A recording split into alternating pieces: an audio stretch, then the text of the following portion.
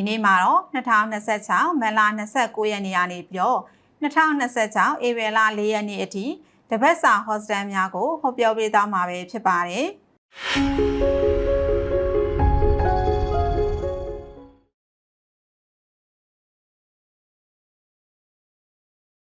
မင်္ဂလာပါရှင်ကျွန်မကတော့လက်ရှိမြင်းသိခါဗီဒီ application မှာဒီနေ့ဟောကြားပေးနေတဲ့ဆရာမဒေါ်စုမြတ်ထွန်းပဲဖြစ်ပါတယ်ရှင်ဒီနေ့မှာတော့2026မတ်လ29ရက်နေ့ကနေပြီးတော့2026ဧပြီလ4ရက်နေ့အထိတပတ်စာဟော့စတန်များကိုဟောပြောပေးသွားမှာပဲဖြစ်ပါတယ်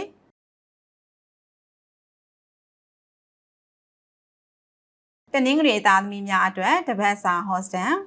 တနင်္ဂနွေသားသမီးတွေကဝန်ထမ်းဖြစ်ပါကလစာတိုးယာရုတိုးသတင်းကြရမယ်။မြေအယောင်းဝယ်ကိစ္စအောင်မြင်မယ်။ဆွေမျိုးတဦးထံမှအကူအညီရမယ်။နိုင်ငံခြားမှငွေရောက်မယ်။သို့မဟုတ်နိုင်ငံခြားမှငွေဝင်မယ်။အိမ်ဆောက်ရန်အစီအစဉ်ပြုလုပ်ရလိမ့်မယ်။သို့မဟုတ်ပါကအိမ်ဆောက်ရန်ပနက်ရရလိမ့်မယ်။တယ်လီဖုန်းအသေးဝင်မယ်။မော်တော်ကားအယောင်းဝယ်ဖြစ်မယ်။ကျန်းမာရေးကတော့ဦးရောက်မယ်။ပညာရေးမှာစ조사မှုအားနည်းနေပါတယ်။အချစ်ရေးမှာကံညံ့နေပါတယ်ချစ်သူရဲ့ယုံမတန်တရားကိုခံရမယ်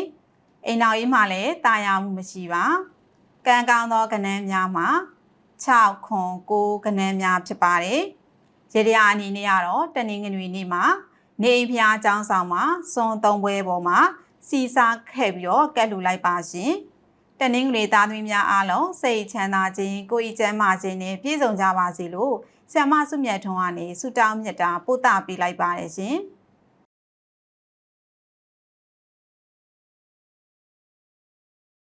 တနင်္လာသားသမီးများအတွက်တပတ်စာဟော့စတန်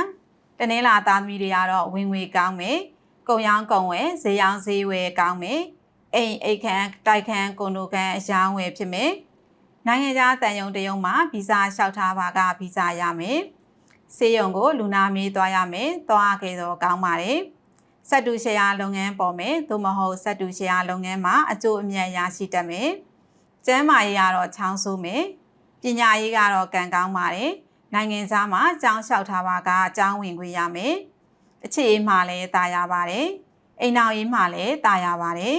ကံကောင်းသောကဏ္ဍများမှာ3 5 9ကဏ္ဍများဖြစ်ပါတယ်ရေဒီယာအနေနဲ့ကတော့တနင်္လာနေ့တကူကြီးဖျားတနင်္လာတောင်မှာငွေထီး2လက်ကတ်လူလိုက်ပါရှင်တနင်္လာသားသမီးများအားလုံးစိတ်ချမ်းသာခြင်းကိုယ်ဤကျန်းမာခြင်းနဲ့ပြည့်စုံကြပါစေလို့ဆရာမစုမြတ်ထွန်းကနေဆုတောင်းမြတ်တာပို့တာပေးလိုက်ပါတယ်ရှင်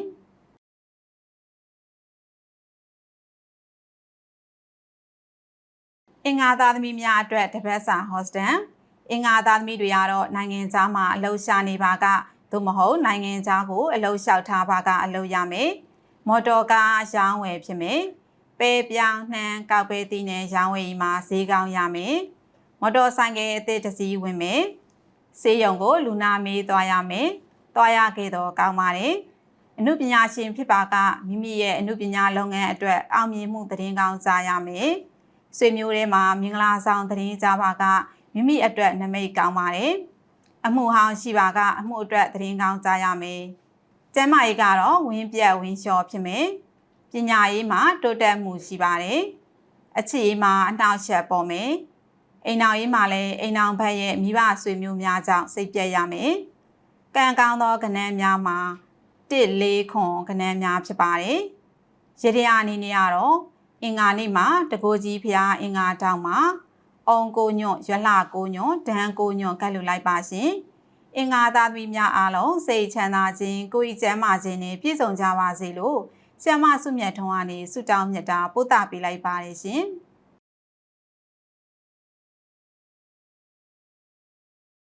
ဗုဒ္ဓဘုသားသမီးများအတွက်တပတ်စာဟော့စတန်ဗုဒ္ဓဘုသားသမီးတွေကတော့ဝန်ထမ်းဖြစ်ပါကအလုပ်ပြောင်းအလုပ်နေရာပြောင်းရမယ်တယ်လီဖုန်းအသေးဝင်မယ်မြေအယောင်းဝယ်ကိစ္စအတွက်စရန်ငွေအပေးအယူစာချုပ်ချုပ်ဆိုရလိမ့်မယ်တင်နာပါမစ်စသောအပြိုင်ဆိုင်စီးပွားရေးလုပ်ငန်းများမှာအောင်မြင်မယ်ဆိုင်သေးဖွင့်ခြင်းလုပ်ငန်းသေးလုပ်ခြင်းများပြုလုပ်ရလိမ့်မယ်အမွေကိစ္စညှိနှိုင်းမှုမှာအောင်မြင်မယ်တငယ်ချင်းမိတ်ဆွေတူထံမှအကူအညီရမယ်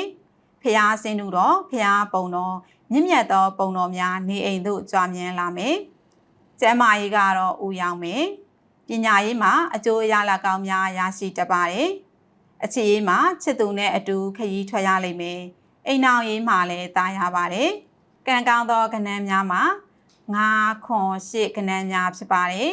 ရေတရာအနေနဲ့ကတော့ဗုဒ္ဓဘူးနေ့မှာတကူကြီးဖျားဗုဒ္ဓဘူးတောင်မှာရွှေထီးလေးလက်ကပ်လူလိုက်ပါရှင်ဗုဒ္ဓဘူးသားသမီးများအားလုံးစိတ်ချမ်းသာခြင်းကိုယ်ကျန်းမာခြင်းနဲ့ပြည့်စုံကြပါစေလို့ဆရာမဆုမြတ်ထွန်းကနေဆုတောင်းမေတ္တာပို့သပေးလိုက်ပါတယ်ရှင်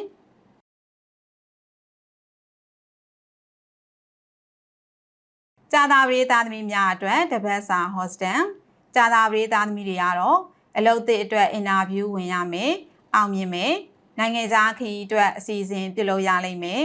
ကြောင်မြတ်ရတနာရောင်းဝယ်ရေးကောင်းမယ်ရက်ဝေးမှာငွေရောက်မယ်သို့မဟုတ်ရက်ဝေးသို့ငွေပို့ရမယ်ရွှေလုပ်ငန်းရွှေအယောင်းဝယ်လုပ်ငန်းမှာအကျိုးအမြတ်ရရှိတတ်မယ်လူမှုရေးလုပ်ငန်းပရဟိတလုပ်ငန်းကိုဦးဆောင်ပြုလုပ်ရလိမ့်မယ်စက်ပစ္စည်းအသေးရောက်မယ်အိနီးနားမှာနာရေးပေါ်မယ်မသွားရပါကျွေးကိစ္စအတွက်ရင်အေးရမယ်ကျဲမာရေးမှာတော့သွေးတိုးမယ်သို့မဟုတ်သွေးပေါင်ကြမယ်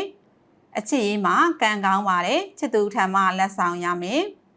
အိမ်အောင်ရေးမှာလည်းတာယာပါတယ်ကံကောင်းသောကဏ္ဍများမှာ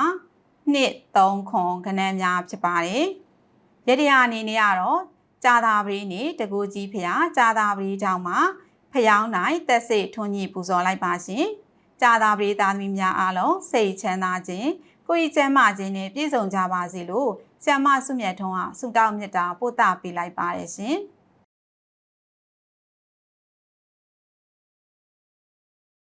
တောက်ကြသားသမီးများအတွက်တပတ်စာဟော့စတန်တောက်ကြသားသမီးတွေကတော့ဝန်ထမ်းဖြစ်ပါကလုပ်ငန်းထဲမှာစိတ်ညစ်စရာပြဿနာအနည်းငယ်ကြုံတွေ့ရလိမ့်မယ်သို့တော့စိုးရိမ်စရာမလိုပါဘူးနိုင်ငံခြားတရုံတရုံမှာဗီဇာလျှောက်ထားပါကဗီဇာရမယ်တယ်လီဖုန်းပြောင်းမယ်သို့မဟုတ်တယ်လီဖုန်းပြတ်မယ်ပဲပြောင်းနှံကောက်ပဲသီးနဲ့ရောင်းဝယ်ရေးမှာအကျိုးအမြတ်များရရှိမယ်ဘဏ်သို့မဟုတ်ချေးငွေအဖွဲ့အစည်းတစ်ခုမှာချေးငွေတင်ထားပါကချေးငွေရမယ်ဆွေမျိုးအကြီးအကဲတဦးရဲ့ကျန်းမာရေးကိုကူညီပေးရမယ်ကျန်းမာရေးကတော့ခါနာမယ်ပညာရေးမှာစ조사မှုအားနည်းနေပါတယ်အခြေရေးမှာချစ်သူနဲ့အနေဝေးနေရလိမ့်မယ်အိမ်နောက်ရေးမှာလည်းတာယာမှုမရှိပါကံကောင်းသောကဏ္ဍများမှာ4 6 8ကဏ္ဍများဖြစ်ပါတယ်ရေတရာအနေနဲ့ကတော့တောက်ကြနေ့မှာတကူကြီးဖျားတောက်ကြတောင်းမှာတပြေညွန့်သက်စီကတ်လှူလိုက်ပါရှင်တောက်ကြသားသမီးများအားလုံးစိတ်ချမ်းသာခြင်းကိုယ်ကျန်းမာခြင်းနဲ့ပြည့်စုံကြပါစေလို့ဆရာမဆုမြတ်ထွန်းကနေဆုတောင်းမေတ္တာပို့သပေးလိုက်ပါတယ်ရှင်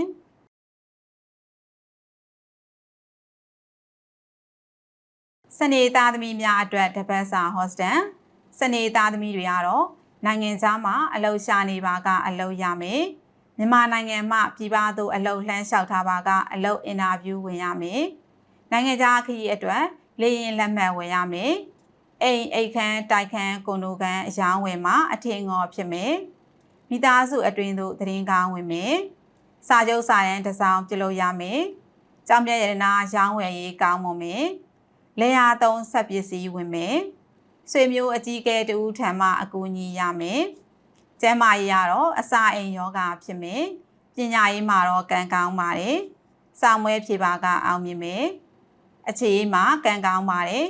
ချစ်သူမရှိပါကချစ်သူရမယ်အိမ်အောင်ရေးမှာလည်းတာယာပါတယ်ကံကောင်းသောကဏ္ဍများမှာ9ခွန်9ကဏ္ဍများဖြစ်ပါတယ်ရေတရာအနေနဲ့ကတော့တကိုးကြီးဖျားစနေတောင်းမှာထီးဖြူ9လက်ကတ်လှူလိုက်ပါရှင်စနေသားသမီးများအားလုံးစိတ်ချမ်းသာခြင်းကိုယ်ကျန်းမာခြင်းနဲ့ပြည့်စုံကြပါစေလို့ဆရာမဆုမြတ်ထွန်းကနေဆုတောင်းမေတ္တာပို့သပေးလိုက်ပါတယ်ရှင်မင်းသိင်္ခဖေးတဲ့ application တွေဆရာကြီးဦးဝင်းစောတစ်တော်ဆရာဦးဟိန်းထက်စောဆရာမတော်စုလက်ရတနာဆရာမတော်မေတ္တနာဆရာမတော်ကြည်စင်သက်ဆရာမတော်ပိုးဟိတာနတီဆရာဦးကောင်းကျော်စောဆရာမတော်ခင်စုဟိတာဆရာမတော်စုမြတ်ထွန်းဆရာမတော်ရွှေရုံးမြတ်အိမ်တို့ဖြင့်ပြည်ရင်းပြည်ပမှဓာတ်ရိုက်ဗီဒီယိုကောဖြင့်ဖေးနေမင်းမြတ်နိုင်ပါပြီရှင်ခုနှစ်ရက်သားသမီးများအတွက်စောင်းရန်ရှောင်းရန်တပတ်စာကံကြမ္မာကိုမင်းသိင်္ခဖေးတဲ့ YouTube Channel တွင်လည်းကြည့်ရှုနိုင်ပါတယ်ရှင်မင်းသိင်္ခဖေးတဲ့ application ကိုအသုံးပြုသူမိဘပြည်သူအပေါင်းအနာရောဂါကင်းရှင်းပြီးစိတ်ချမ်းသာကိုယ်ကျန်းမာပါစေကြောင်းဆုမွန်ကောင်းတောင်းပေးလိုက်ပါတယ်ရှင်